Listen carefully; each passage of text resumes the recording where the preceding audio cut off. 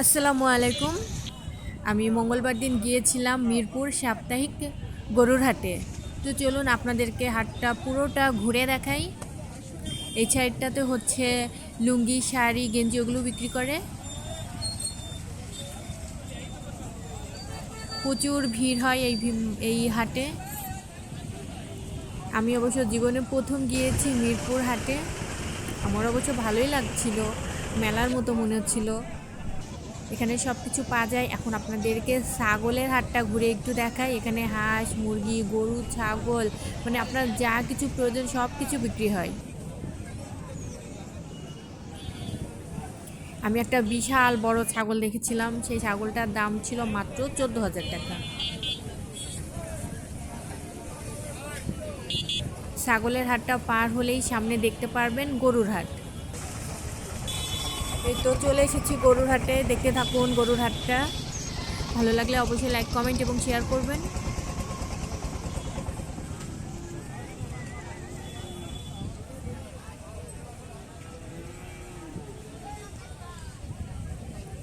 এই হাটটা কিন্তু সপ্তাহে একদিন বসে, সেটা হচ্ছে মঙ্গলবার।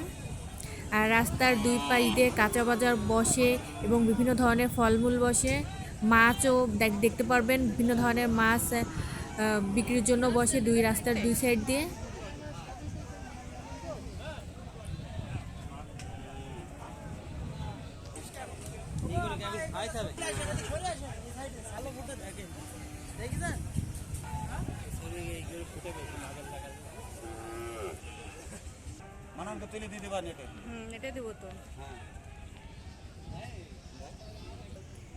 গরু বিক্রেতা যারা আছেন তারা অবশ্যই ভিডিওটি শেয়ার করবেন।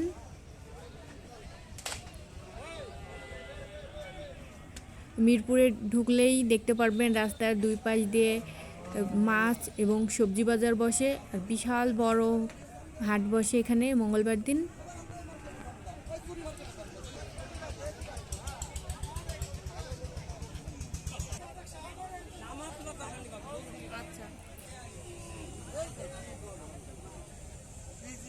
এবার আমি আপনাদেরকে দেখাবো যেখানে হাঁস, মুরগি এবং বিভিন্ন ধরনের পাখি বিক্রি করে।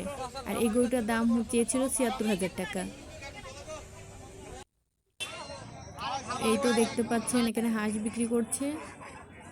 রাজহাঁস হচ্ছে ১৫০০, ১৮০০ এরকম দাম চেয়েছিল।